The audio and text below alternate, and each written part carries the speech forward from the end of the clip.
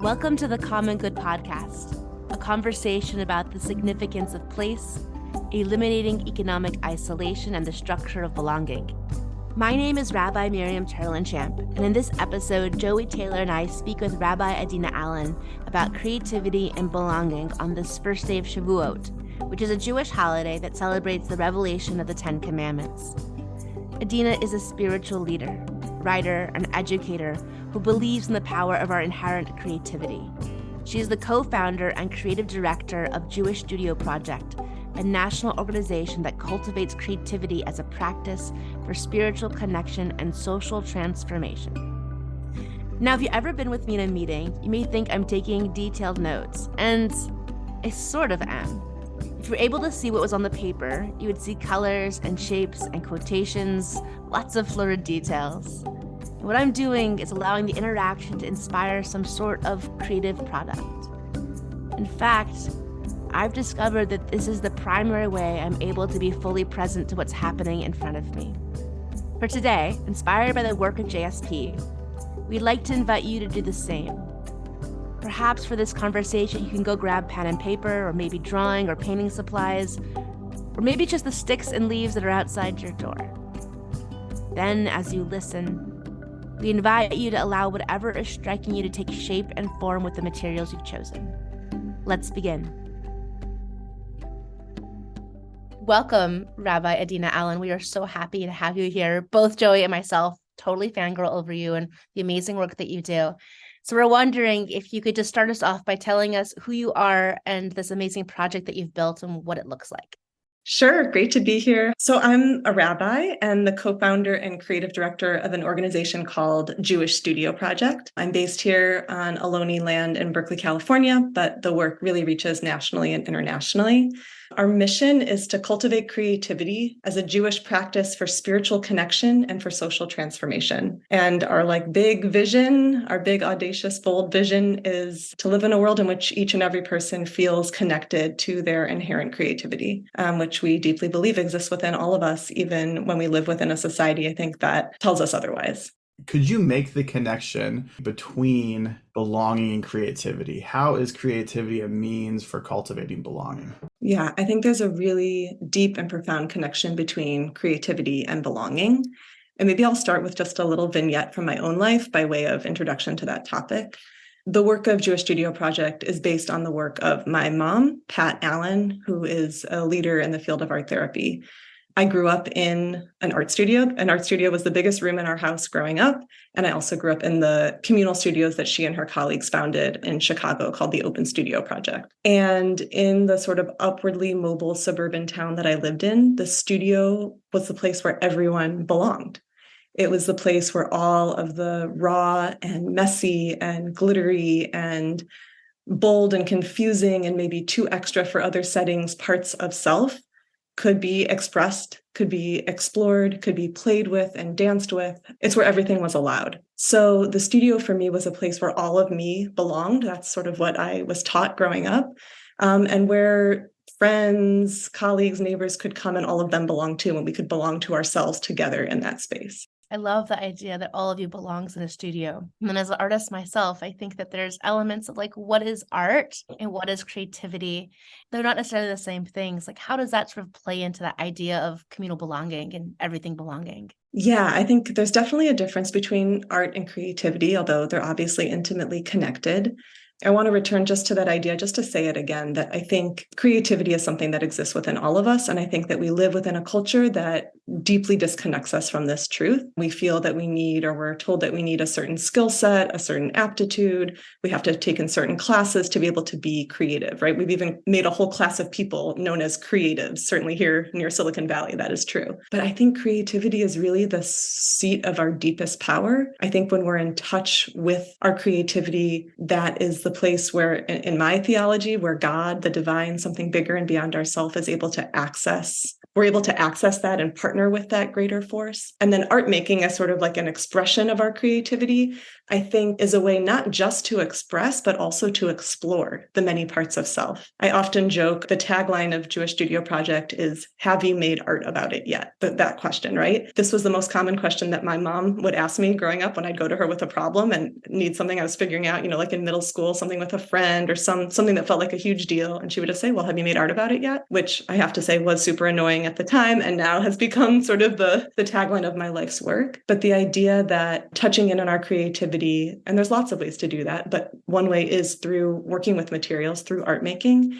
is a way of exploring the questions that most vex us, of touching in on parts of self that don't normally get expressed. And I think to circle back to your question about belonging, it's a place where those parts of ourselves that I think we normally may excise from conversation, from society, because of lots of reasons, are able to come to the fore and have a way to speak and to be known and to be heard. The thing that strikes me about the Jewish Studio Project process is that it begins with text study. I would love to hear how that prompt allows for the structure of belonging either to be open or to be closed. How does that work exactly? Yeah, that's a great question. So maybe I'll just say a word about the methodology for folks who are new listeners to that. So the Jewish Studio process is built off of the Open Studio process. That is the process that came through my mom and her colleagues when I was a child, that's now used all over the world and been adapted to cultural contexts in Taiwan, in India, in Mexico, all over. The Jewish Studio process is one of those cultural adaptations. And we've added in to this sort of intention setting, art making, witness writing process, that is the Open Studio process. We've added in text study, Beit Midrash, the house of inquiry, as an explicit part of this methodology that happens first and is sort of the basis that then leads into intention setting and art making. As a non-Jewish person, I was invited into this space. And at the end of it, I remember feeling a sense of community and coherence with the people around me. But I think for some people, if they were to hear that, we're looking at text specifically from this cultural norm and setting, that could be a limiting and exclusive kind of framing. And probably for some Jews themselves, I would say. So how does that belonging piece work? Yeah, you're so right. I sometimes joke that we've taken maybe the three most things that people have the most baggage with and brought them together, right? Art making, tons of baggage. Text study or religious, whatever, tons of baggage. And then mother-daughter lineage, also tons of baggage for people. We're let's put those all together, come on in and belong with us. But I do think it really works. And I think, not every program or every text study is for everybody, right? You're crafting them when you're facilitating based on who you're going to be with. But I do think that biblical text, certainly for those of us who live in the US, whether we're religious or not, I deeply believe that many of the biblical texts underlie all of what we do in ways that we don't even notice or acknowledge. They're in commercials, they're in songs, they're inform the Constitution. I mean, so many things, whether, again, we believe them to be true or not. And so I think that working with some of those themes is really important, especially untying knots that have been tied around them and renewing them so that the sort of patriarchal, oppressive, power over versions of those stories can start to die out and we can bring forth more life-giving, connective versions of those stories. And then I want to say one more thing, which is, so I grew up in these communal art studios that my mom ran with the Open Studio process, which doesn't have the text study component. And I think there's a sense of belonging that is very palpable when you're with people, just to be alongside other people in parallel process where you're each in your own creative process, making alongside one another. And at the end of the process, after witness writing, which is writing in response to both your piece and what came up in making it, there's a chance for people to read out loud what they wrote. This isn't a chance to explain or to extrapolate or to be I did this because of this. It's really to read, almost thinking of it as a transmission of what came through in the witness writing and just to be witnessed by other people. So there's certainly a sense of belonging that I always leave a program feeling not a personal love for everyone in the program, but a deep, sort of more amorphous love and feeling of connection for everyone who is in that space. And then I think the text study component added on top of that gives a theme that we're all sort of reflecting on and refracting our life experience through, which adds, I think, another layer of feeling of connection, right? If we're looking at the Exodus story, if we're looking at the creation of the world, and we're seeing our own life as it speaks to and through that story, there's another whole layer that is connecting and linking us. And I think there always has to be space for the ways that those stories have harmed, provoke other kinds of thoughts and feelings, and just to have a space where you can say that, and that's okay. And you can make art about that too, also invites in a kind of belonging that sometimes in religious spaces isn't necessarily welcome or encouraged. I love the way that you describe the product of creativity as art, regardless of sort of what's being put out, if it's writing or if it's reflection or if it's actually the creative material you're using. I was at one of your events where someone was affirming their Jewish life and you were celebrating her. It was part of, I think, a typical sort of study weekly thing that you were having, I imagine. And it felt like study / ritual / holding / like all of these things at once, with people from all over the country who may never see each other or never show up in that space again. And I'm curious, like, how do you hold that space? Because that's what it felt like. It felt like, oh, I'm dropping into this online hour-long thing. I thought I was just like supporting somebody, and it didn't feel like that. It was like forced me to be part of it without asking me to unmute. And it was like this interesting place. Like, how do you get to that point of holding sacred space without making it religious per se, or text only, or just doing your magic? Like, how are you magical, Adina? That's such a beautiful and generous reflection. Thank you for sharing that. And I had to think back to what that program was, and now I'm remembering, and it's very sweet memories. And I'd also love to hear your reflections on this, because I want to hear how you work your magic, and I want to learn from you. Maybe just two things that question prompts. One is the / I think is really important right now. I think we're at a time of so many different systems and categories and binaries and things that were created collapsing, often in like really good and helpful and powerful, and also in some painful ways. The lines we've drawn between things are becoming less and less helpful in a lot of ways. It's hard for us as an organization even to describe what we do. We're like, it's education / creativity / spirituality, right? It's not a class, it's not a service, but it's like a new version of like what some of that could be when mixed together. And I think probably that's what all of us, right? What you're doing also is like remixing things that used to be separate in new ways that can be generative and life-giving. And I think that the pandemic opened up this opportunity for so many of us to be able to move beyond the belonging that is place-based, place-focused, which is also extremely important, but to have this other like level or layer of belonging through the virtual space, where I do think people feel at JSP part of a broader community, whether they know exactly what's happening in each other's lives or not. They feel connected to something bigger and broader by dropping into that space. Things less as like a class or educational experience and more as in a ritual flow, right? Taking the best of tefillah, the best of prayer that we have in synagogue, and combining it with the best of text learning, and bringing those things together in a new way can really serve us now. The reason why I think belonging has become such a focus of my life is because I've experienced some rejection from communities that were based in the text that we're talking about. For people like me who maybe are trying to orient their relationship to this text, maybe not exactly the same text, but generally speaking, what kind of advice do you have? Like, is it okay to just give this up and to move on? Or is there something about this text that's inherently worth sticking with and staying with and trying to look at it in a creative, different way that allows for belonging to be reimagined for myself?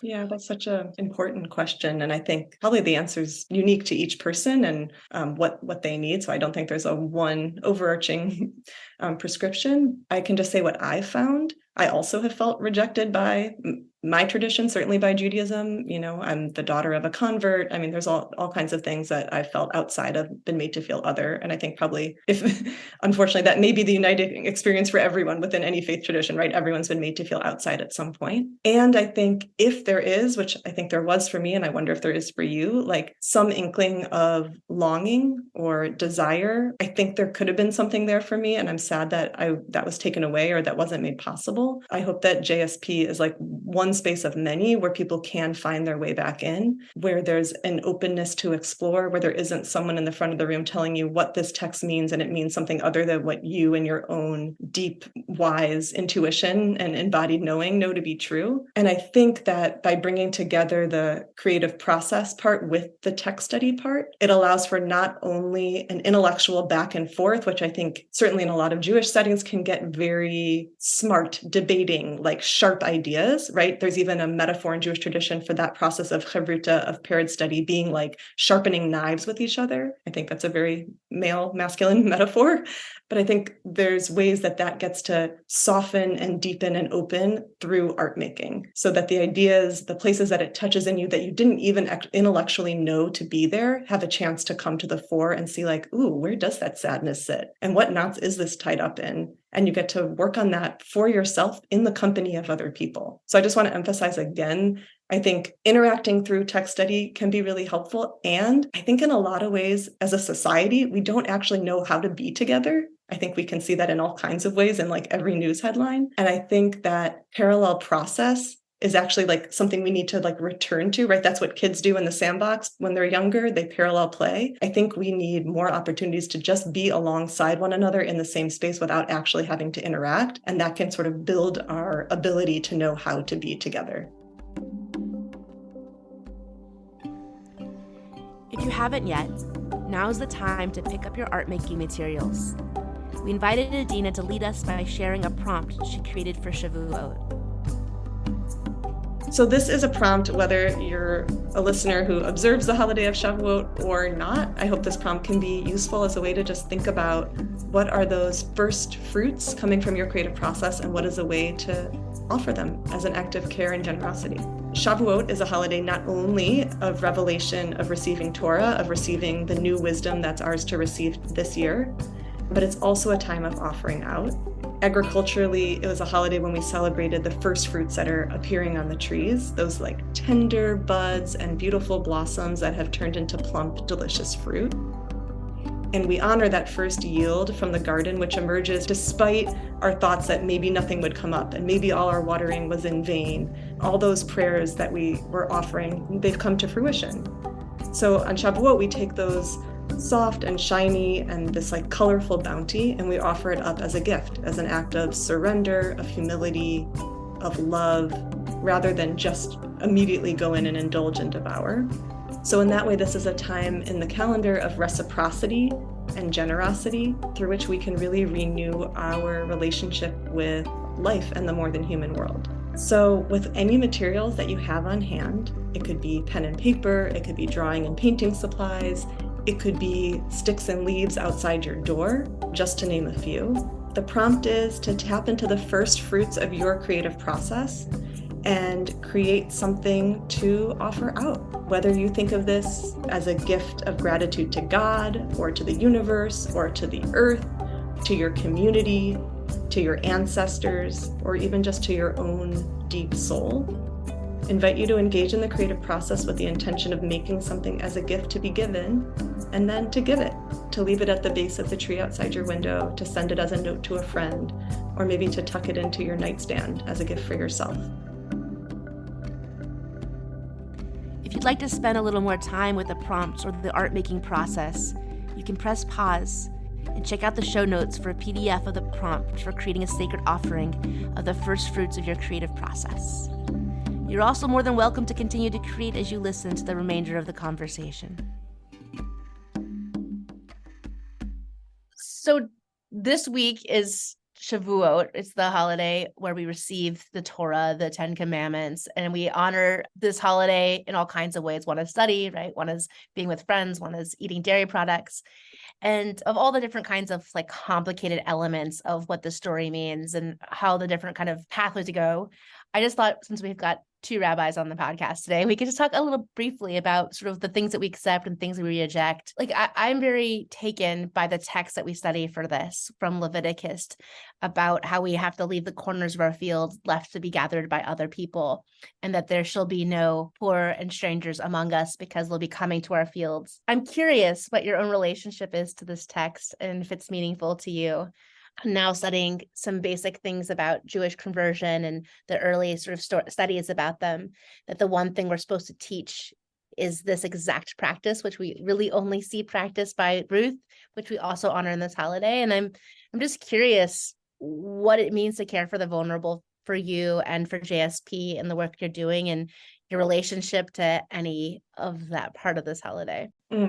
There's so many things that question sparked, and there's so many also other texts that it's making me think of that maybe we can talk about too that feel there's so many texts that link onto this holiday that are so powerful. Yeah, I think what your question makes me think of is, JSP isn't like a direct service organization, and we're not a synagogue where we're, showing up at a Shiva Minyan, when someone dies, or those kinds of things that I think are so beautifully and well done by more of an in-person, place-based local community. When I think about just welcoming in the vulnerable or those in need, I think about, first of all, welcoming in those parts of ourselves and being in a space where we are alongside one another, welcoming in those parts of self, and letting the parts of self that usually lead because they've been praised or rewarded or whatever other reasons kind of like take a backseat, like our know-it-all self, our teacher self, our accomplished self, our resume self, and just to like soften into the other parts of self and get to do that alongside other people. When I think about leaving the corners of the field and the metaphor that might bring up, especially in creative process, I think about the beauty of doing this, the Jewish studio process, right? We do it monthly. The sessions that I lead, maybe there's between, 60 and 100 people on a session. And I think about the like ideas that people drop in the group discussion, and that maybe the idea that said wasn't for them at all, it's actually for you. And you get to pick up that gleaning that was like left behind, right? And take it into your process. And they have no idea that who you are or that you needed it, but it's there for you to take. So just thinking of the way that each of us working on these ideas and working in our creative process alongside one another allows for that kind of sharing, picking up a piece that was left behind to happen. It's beautiful because now I'm going to pick up a piece that you just left here. It reminds me of like early stages of art school where they would talk a lot about negative space or just like the white on the paper. In our tradition, we talk about all the spaces in the Torah are left blank or they're between words, and yet they have meaning, that even the empty space has resonance, and that you have to learn that early in your creative process, that you can fill the whole page up with color, but it has to be intentional. If you're going to leave it all with white space, like it also has to have some intentionality. But I'm curious, like, how do you encourage people to live within the framework of the piece of paper or the modality they're bringing in and not spill over to the edge? I feel like we live in a world, and I actually think it's worse now, post-pandemic, of living up into the edge. Like we could live up to the edge in Zoom meetings before, because you could just like find the place you're going to pee in the middle and like figure out sort of how life is going to work. But now we've got to drive places and be back online and exist in all the modalities, and there's no edge left. Or maybe that's just my own sort of confessional that's happening on a podcast right now, of how do we leave the edge for ourselves and for others in order to let the creative enter in. And I'm just curious how you get people into that space of not taking up all the room. Well, one thing it makes me think of is in the Jewish studio process, we have, I think, 5 rules of the studio. And then it was making me think of those rules. I mean, the first is follow pleasure. So I think even just that is like, we could have a whole podcast just about that. And like, what is pleasure, reclaiming pleasure? What does it mean to even notice or know what our pleasure is saying to us and to follow it? We could also say like follow where the energy calls you. There's lots of ways to say that. There are a couple other rules. One I was thinking of is the no comment rule, especially when we do this in person with one another, like in a studio space, that there's no commenting on your own or anyone else's piece, even and especially to say how much you love it, which is usually what we want to say or would say out loud. And the idea is that when those thoughts arise, they're not to be banished. It's not saying no judgment. Judgment is completely human and will happen and is important. But the idea is that when those comments arise in you, to notice what they are, where they're coming from, and then to channel that actually into your own work rather than outsourcing that to someone else to have to hold and process and deal with for you. Like me saying that I love your work is actually more interesting for me to notice, like, why do I love it? What do I love about it? And then what does that mean for my own work of what I want to do or try or experiment with? So that kind of creates an edge or a boundary. And the other is in witness reading, of not extrapolating or explaining or giving any extraneous comments, but just reading from what's on the page, and just how powerful that is. And then the other I would say is just like holding time limits. Almost every time it's like, we didn't have enough time for creative process, or we didn't have enough time, right? And that's all really just interesting to notice and to include in the witness, right? The last rule is notice everything. Notice that your shopping list for later is coming up in your head. Notice that you hate the color blue. Notice that the person next to you is breathing really loud, or whatever it is, right? That's all part of your process. None of that needs to be excised out so you can focus on the task at hand. That all is the task at hand. And so just thinking about what is the reaction when it's like, my paper was too small, I want it to spill over, I got paint all over the floor, or the time was too short, right? Chances are that probably links to something else that's happening in your life that this could be really useful information for. So when I went through the process with you, Adina, you said when picking colors, you need to follow pleasure. Just follow what you're drawn to. I think you said, don't even be very critical about it. Just like notice what you're drawn to and go with it. Then, in the process of making sense of it afterwards, I wrote this phrase, behold abundance. And I kind of thought, it's so like cheesy or whatever.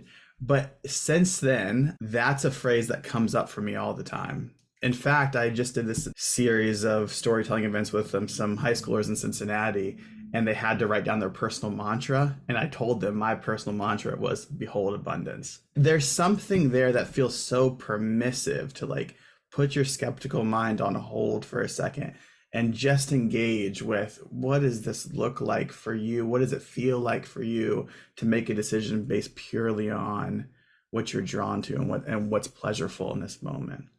I think that's so powerful, Joey, as just a reflection, because how do you follow pleasure without it being solipsistic or infantilizing? Like, I think that when we follow pleasure, we think about babies, we think about like patriarchy, we think about so many things, and that where is there truly room to follow pleasure that has no cost? I think it just doesn't exist in the world, probably except outside of the creative space. It could be the only place that whatever you're doing isn't silly. I would love to respond to a couple of things that just made me think of. I just wanted to go back to what Miriam, we were talking about the holiday of Shavuot, which is starting tonight as we're recording this. And this idea of revelation that I think is promoted, which is like this one-time big reveal of wisdom that like came out of nowhere and oh my God, and knocks you on your, knocks you over. I guess I'm just more into like the slow release over time idea. Or even thinking about the way Shavuot maybe connects to Passover in the Jewish calendar, of like, there's something that's liberated, that's like we break free of, that is like, and then you take these 49 days, right? In Jewish tradition, we've just ended a period of counting the Omer, which is counting 49 days between the second day of Passover and the start of Shavuot.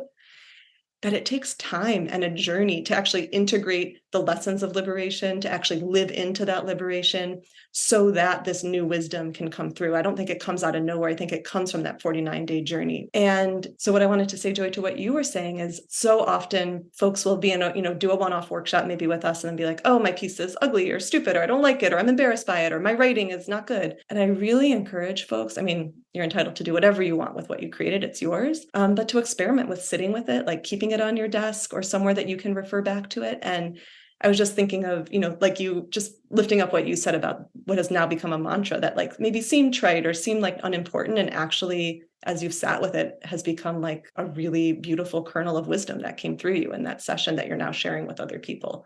So just the idea of like slow release, stay with it. And part of that is tolerating the discomfort of I'm not good, of all the judgments of this is silly or childlike, or I only am entitled to stay with it if it's like going to be hung in a museum or whatever we've been taught. But like moving through, giving ourselves some care and tenderness around those feelings of maybe shame or judgment. I think there's really deep wisdom that can come out the other side. And the other thing I wanted to say was about abundance, if I can, which is just there's a midrash, a rabbinic interpretation that says that Torah was given to be drashed or creatively interpreted only by those who were eaters of manna, who like received this abundant, almost maternal nourishment in the wilderness. And I guess just thinking about what is the abundance, wherever we are, there is some kind of abundance around us, no matter what is also lacking. And just thinking how that abundance can lead to creative reinterpretation from a place of connection and care and generosity. You like also our theophany happens in wilderness, right? In no man's land. And I love that you're saying it takes time and the slow release, but it also happens in a place that we can't predict anything, and that there's just beauty to be coming out of that place. That it doesn't just come to the eaters of manna, but also to like the seekers who aren't expecting this, who tremble at the sight of it and the knowledge of it. I'm curious, in the work that you're doing, how have you seen people transform? It's really interesting, even in just like let's say a one-off session, there's like a way that people's countenance like softens and becomes more radiant. I'm thinking about like Moses and receiving the 10 Commandments, like his face was radiant like the sun. There's like a softening and a lightening and an opening that you can just see literally on people's faces. I think going back to the initial sort of themes that we were exploring around belonging, I think there's a way that people reflect on just feeling a deep sense of belonging to themselves, to tradition, to something bigger and beyond themselves, however they conceive of that. that then leads to so many things, like people deciding to go to rabbinical school, or people leaving their job and following a whole new path, or, even just people getting in touch with what is pulling them, what is drawing them, what lights them up, and feeling permission to connect to that place. And then I also see the tradition. I mean, I'm doing this mostly right within Judaism right now, and I'm just seeing the tradition shift and change as more stories are layered on. One of my favorite writers, Sophie Strand, writes a lot about sort of eco-mythology and is doing a lot of work around renewing the stories of Jesus, Mary Magdalene, etc. And she talks about, rather than like cutting out or excising stories, to add to the compost heap, just like add more and more and more in there. So like something like fertile and beautiful can bloom. And I think about that too, that I just see so many new images, interpretations, understandings of these stories be added in so that the soil can just become richer. As we talk about the sort of piling on of stories and enriching that way, that you're very clear where you're coming from and what you're building this moment. And I do think all of us aspire to an adage of working in a way that we love and doing what we love for our work. And also, it's hard to do that, especially in creative work, to get up and be like, I guess I'm gonna be creative today. And, even if you're just doing yoga pants and a Zoom screen, it still requires a level of authentic openness, I think, to be true to that creative spirit. So I'm curious, what pulls you to the top of the compost heap right now? Like, what makes you still want to do this work? Yeah, thanks for that question. Because in addition to leading this work, it's like entrepreneurial, right? We started an organization. I co-founded it with my spouse. My mother is a big part of it. There's a family business aspect, and there's like the organizational component. And I think what feels true is that, maybe this sounds trite also, but that it's for God. Like, it's not really for anyone else, even though obviously on one level it is for people and I want people to benefit. But I think ultimately I feel in service to source, and that I feel like this work is wanting to come through, and I'm opening myself as a vessel for that to happen.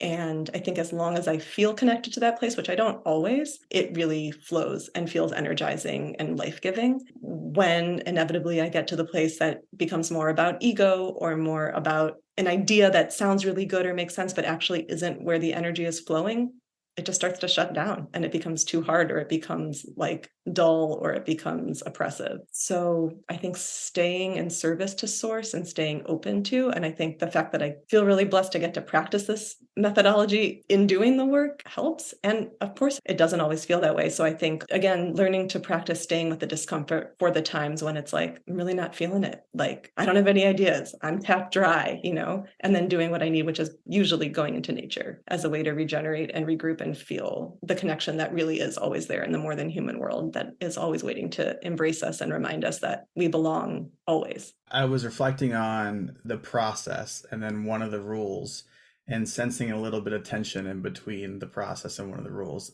So I know Havruta, the studying of people together, is a core part of the beginning of the process. But then later on in the process, you're like, no comment. We're trying to parallel create and parallel play like we would as toddlers. As you think about those two kind of components of what it looks like to be together, how do those things inform how you think about community and relationships outside of the studio? Oh, that's such a good question.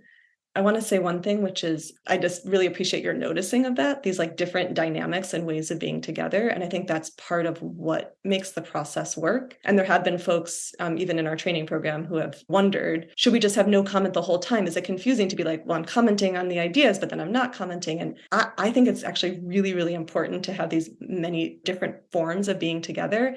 And I think for me, it also really parallels traditional Jewish prayer. We have prayers that are like alone together, right? We think of the Amidah, which is like each of us in our own space together, talking to God. And we think of like there's call and response, there's all together, out loud. So I think we need those different kind of dynamics to happen. And this probably doesn't belong to any of this, but I wanted to ask you about it. I went through a really hard time a couple of years ago, and then I sort of discovered this like new love of my life. And in that process, I discovered this whole new creative process. I never had done watercolors before, and all of a sudden it started to emerge for me. And it was happening in work. Like, I was making a poster for work, and all of a sudden I was like, I'll be the one who draws it, which I had not done before for work. And then it's turned into every Friday I make a watercolor for this whole time. I was just curious, is that unusual? I don't think it's unusual to like learn a new thing, but to have creative process connected to like something that's happening in your life and actually absorb a whole new medium. It's just been this thing that happened. I don't know what to do with it. I love that. That is so, well, first of all, that's so beautiful. I wonder what would happen if you did witness writing in response to those pieces and your process to learn from your own wisdom that maybe is below the intellectual surface of like why that came and what it might mean. And, I think Well, he gets it every week. So like on Shabbat, I get flowers and he gets this watercolor. For a person. It's for a person. Yeah. Mm-hmm. Mm. My love. It's powerful because, sometimes you might miss a week, but I miss a week because the piece isn't ready. But almost never, the goal is to have it done by Shabbat. That on Shabbat, like we have an offering for each other. But mine came from this new medium. But it's surprising me. Continues to surprise me. And I even said in the beginning, I said, don't get used to it. I don't do watercolors. So at some point it'll end. I think there was a time recently I was sick and he's like, did it end? The watercolor part of it. And I was like, no. I just it's taking me a while to figure out what I want to say this week and what that looks like without sort of controlling the end of it. And watercolors, I'm not quote unquote good enough, right, to actually make it look like something I would want it to look. And so it has to just be flow. I was really thinking that makes a lot of sense of just, especially why watercolors, the way the water takes it and the way it surprises you and the way, certainly for me, I can't control it. Maybe if I was more trained, I could, but the way it takes on a life of its own. Yeah. And the accessing also of beginner's mind. Also, like if this is the beginning of a new relationship, a new connection, to access that beautiful childlike place of like wonder and possibility. And I think hopefully creative process is always a place where all of us can go to access that. Like we should always be surprised. That's how we know we're doing it right. If something came through on the other side that we couldn't have predicted or planned for. So I think we should always be surprised, and probably the same in relationships too, right? As soon as we think we know somebody and everything they're going to do or say or whatever, we've limited them. We put them in a box that they can't get out of. And so a relationship too should always be surprising and hopefully delighting us. Just to link back what you said also to the holiday of Shavuot that we've been talking about, part of the holiday is also Bikurim, right? The offering up of first fruits that we notice on the trees. And it's certainly, for me in California, connects to where we are at seasonally and these like first fruits appearing. And just thinking about, we actually just made a creative prompt for Shavuot that was about creating something as an offering to the divine, to the tree outside your window, to a person, to your childlike self inside. But I think ultimately when we create, whether we're literally giving it to someone as a gift or not, I think if we can always tap into the place of like, this is an offering, this is a sacred offering.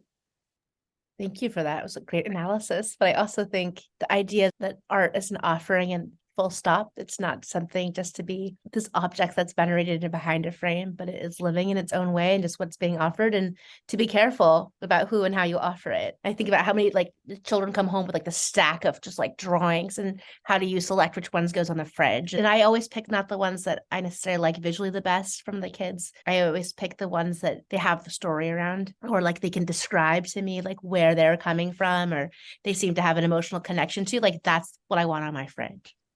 That's beautiful. Well, speaking of, I'd love to know what you feel is the most beautiful thing that you or JSB has created as part of this process. That's such a good question.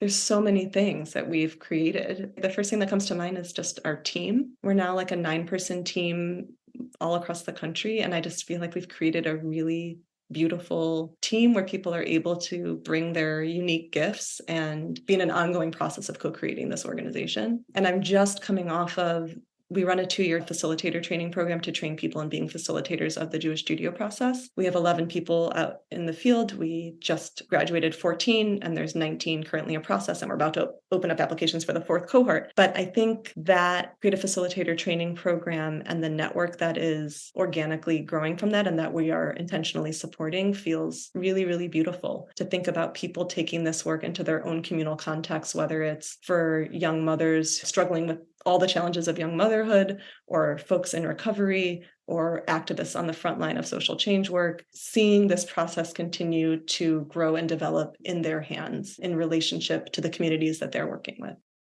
Thank you for taking time in a busy season and a busy moment with all the amazing things you're doing to bring beauty into the lives of all of us who are listening, and just to enjoy this conversation that both of us have been waiting to have for a long time. So we're so thankful for you and the work and the beauty that you're putting out into this world. We need you and love you in all kinds of ways. So thank you. I'm really, really grateful to have been here with you both and for this really exciting conversation. Thank you so much. Thanks for listening. Check the show notes for more information about Adina and the Jewish Studio Project. Also, if you created something during this episode, we invite you one last time to give it as a gift, a sacred offering to someone or something. If you'd like to share with us, we'd love to see it. You can send an email to joey@commongood.cc. This episode has been hosted by me, Rabbi Miriam Turlinchamp, and produced by the amazing Joey Taylor, and music is from Jeff Gorman.